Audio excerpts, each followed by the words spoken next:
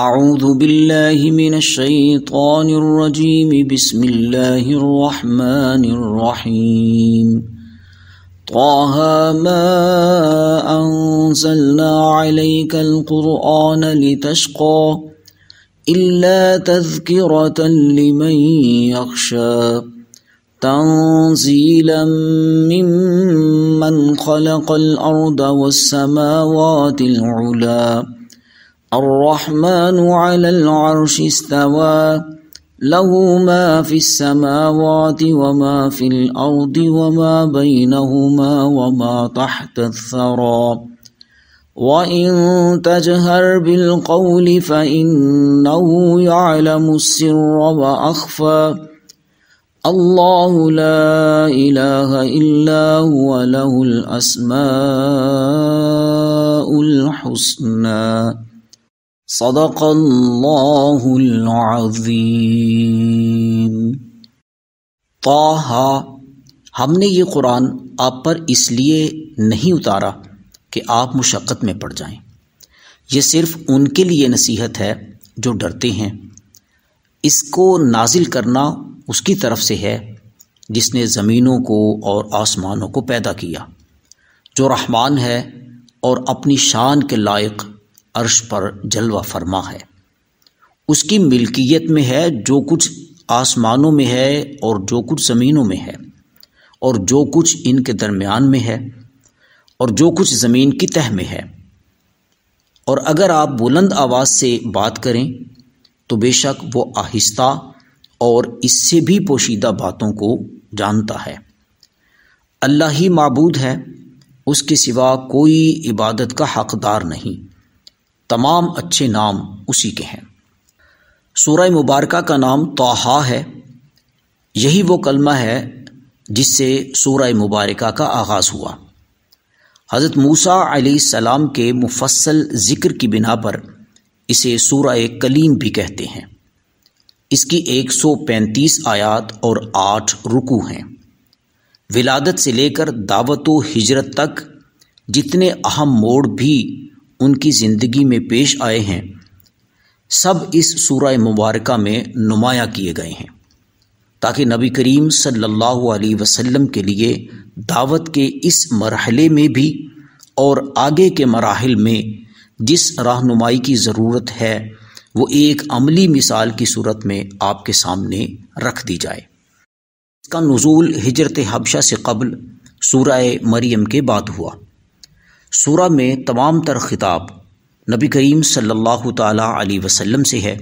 مخالفین سے اگر کوئی بات کہی بھی گئی ہے تو ان کو مخاطب کر کے نہیں بلکہ غائبانہ انداز میں کہی گئی ہے۔ طٰہ حروف مقطعات سے سورہ مبارکہ کا آغاز ہوا۔ یہ حروف اللہ تعالیٰ اور رسول کریم صلی اللہ تعالیٰ علیہ وسلم کے درمیان اسرار و رموز ہیں۔ رسول کریم صلی اللہ علیہ وسلم کے علاوہ کسی اور کو ان حروف مقطعات پر مطلع کرنے کا قصد نہیں کیا گیا۔ یہ نہیں ہو سکتا کہ رسول اللہ صلی اللہ علیہ وسلم کو بھی ان حروف کے معانی کا علم نہ ہو، ورنہ لازم آئے گا کہ غیر مفید کلام کے ساتھ حضور نبی کریم صلی اللہ علیہ وسلم سے خطاب کیا گیا، اور یہ دونوں ہستیوں کی شان سے بہت بعید ہے۔ ان کا علم مخفی ہے۔ سیدنا صدیق اکبر رضی اللہ تعالی عنہ فرماتے ہیں، ہر کتاب کے اسرار ہوتے ہیں، اور یہ حروف مقطعات قرآن مجید کے اسرار ہیں۔ اسرار الہیہ کی کھوج لگانے سے منع فرمایا گیا۔ ما انزلنا علیک القرآن لتشقى، نہایت دل نواز اور محبت بھرے انداز میں اللہ تعالیٰ نے اپنے حبیب کریم علیہ الصلاۃ والتسلیم سے فرمایا، قرآن مجید کی تبلیغ اور دعوت دین سے متعلق آپ کو جو ذمہ داری عطا ہوئی ہے اور جو محنت شاقہ اس کے لیے آپ جھیل رہے ہیں، اس کا مطالبہ ہرگز آپ سے نہیں ہے۔ آپ کا کام پیغام حق کو ان تک پہنچا دینا ہے۔ جن کے اندر حق شناسی کی صلاحیت اور خشیت الہی کی کچھ رمق ہوگی وہ اسے قبول کر لیں گے، جو ان صلاحیتوں سے عاری ہیں ان کے دلوں میں اتار دینا آپ کی ذمہ داری نہیں کہ ان کے پیچھے اپنی زندگی کو اجیرن بنا لیں۔ جو دعوت دین کو نہیں مانتے ان کے بارے میں آپ سے پوچھا بھی نہیں جائے گا۔ رہا دعوت و تبلیغ میں کوتاہی یا کمی تو اس کا تصور بھی آپ کی ذات والا صفات سے نہیں کیا جا سکتا۔ الا تذکرۃ لمن یخشی، اے حبیب کریم یہ تو یاد دہانی ہے۔ ظاہر ہے یاد دہانی جس چیز کی جاتی ہے وہ خارج سے نہیں لائی جاتی، بلکہ اس چیز کی جاتی ہے جو مخاطب کے اپنے پاس ہو لیکن وہ اس کو بھولا ہوا ہو۔ یہ کوئی غیر مانوس یا انوکھی چیز نہیں۔ قرآن انہی حقائق کی طرف متوجہ کرتا ہے جو خود ہماری فطرت اور ماحول کے اندر موجود ہیں، لیکن ہم ان سے غافل ہیں۔ جو حقائق اور دلائل قرآن حکیم میں استعمال ہوئے وہ آفاق و انفس کے وہی دلائل ہیں جو ہمارے خزانہ شعور میں موجود ہیں، یا تو ہم انہیں محسوس نہیں کرتے یا ان کے بدیہی نتائج کو قبول کرنے سے گریز کرتے ہیں۔ عبرت و موعظت کے لیے قرآن نے جو تاریخ پیش کی ہے وہ انہی اقوام کی ہے جو مخاطب کی جانی پہچانی ہے۔ موعظت، عبرت، نصیحت اور یاد دہانی بھی انہی لوگوں کے لیے ہے جو یخشا ربہ بالغیب، اپنے پروردگار سے بن دیکھے ڈرنے والے ہیں، جن کی فطرت مسخ ہونے سے محفوظ رہے وہ جو اپنی بدعمالیوں سے اس صلاحیت کو مجروح کر لیتے ہیں اور سب کچھ سر کی آنکھوں سے دیکھ کر جاننا اور ماننا چاہتے ہیں، ان کی پرواہ نہ کیجیے۔ آپ نے اپنا فریضہ منصبی بأحسن و خوبی انجام دے دیا ہے۔ زمین و آسمان کے پیدا کرنے والے خالق و مالک نے نہایت اہتمام، تدریج اور وقفے کے ساتھ اس مقدس کلام کو اس لیے اتارا ہے کہ اس کو سنانے یا سمجھانے میں کوئی کسر رہ نہ جائے۔ یہ بادشاہوں کے بادشاہ کا کلام ہے، اس لیے کسی الہا، اصرار یا منت سماجت کا انداز اختیار کرنے کی ضرورت نہیں۔ اس کے قبول کرنے والوں کا اپنا ہی نفع ہے۔ جن لوگوں نے اس کو رد کیا اچھی طرح سوچ لیں کہ اس کے نتائج کیا کچھ ہو سکتے ہیں۔ آپ کی ذات والا صفات کو اس سے کچھ فرق پڑنے والا نہیں۔ یہ تو خالق ارض و سماوات کی شان رحمت کا تقاضا ہے کہ وہ مخلوق کو پیدا کرنے کے بعد شیطان کے رحم و کرم پر نہ چھوڑ دے۔ جس طرح اس نے اس کی مادی زندگی کے اسباب و وسائل مہیا فرمائی ہیں، اسی طرح اس کی ہدایت کا سامان بھی کر دیا ہے۔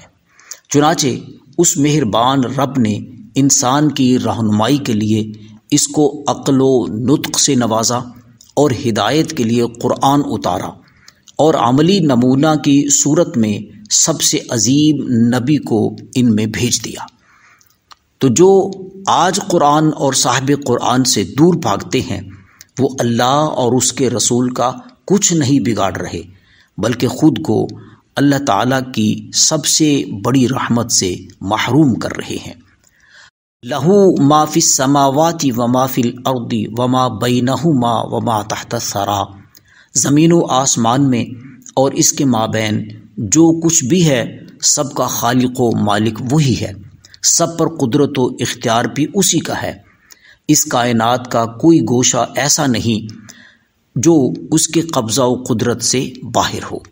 جس کو بھی کہیں خاص دائرہ میں کوئی آزادی ملی ہے تو وہ بھی اس کے امر اور حکمت و حکم کے تحت ہے۔ اس لیے کوئی یہ گمان اور خیال نہ کرے کہ وہ خالق و مالک کی بادشاہت اور ملک سے کہیں بھاگ سکتا ہے یا کوئی دوسرا اس کو پناہ دے سکتا ہے۔ وَإِن تَجْهَرْ بِالْقَوْلِ فَإِنَّهُ يَعْلَمُ السِّرَّ وَأَخْفَى، تم اونچی آواز سے بات کرو تو وہ بالأولیٰ سنتا ہے، کیونکہ وہ پوشیدہ بات کو جانتا ہے اور اس سے زیادہ پوشیدہ اور چھپی ہوئی بات کو بھی جانتا ہے، دل کے نہا خانوں میں چھپی بات کو بھی جانتا ہے۔ آپ کا رب علیم و خبیر ہے، ایک لمحہ کے لیے بھی اس کا تصور محال ہے کہ وہ اپنی مخلوقات سے بے خبر یا لا علم ہو جائے، جس کی حکمرانی و بادشاہت کا یہ عالم ہو کہ کائنات کی ہر شے اس کے حکم کے سامنے سر افگندہ ہو، اور جس کی ہمادانی و ہمابینی کی یہ کیفیت ہو کہ حال و مستقبل سب عیاں ہو، کیا ایسی ہستی کو الہ تسلیم کرنے میں کوئی شک ہو سکتا ہے؟ اور کوئی دوسرا ہمسر تصور میں آ سکتا ہے؟ ہرگز نہیں۔ اللہ لا الہ الا ہو، تو پھر کون ہے جو اللہ کے سوا معبود اور لائق عبادت ہونے کا دعویٰ کرے؟ وہ واحد و یکتا ہے اپنی ذات میں، کوئی اور ذات اس نام سے بھی منسوب نہیں ہو سکتی۔ حل تعلم لہ سمیہ، بھلا تم اس کا کوئی ہم نام جانتے ہو؟ اللہ ذات حق کا نام ہے جو تمام صفات الہیہ کا جامع، ربوبیت کے تمام اوصاف سے موصوف، وہ واجب الوجود، ہمیشہ سے ہے، ہمیشہ رہے گا۔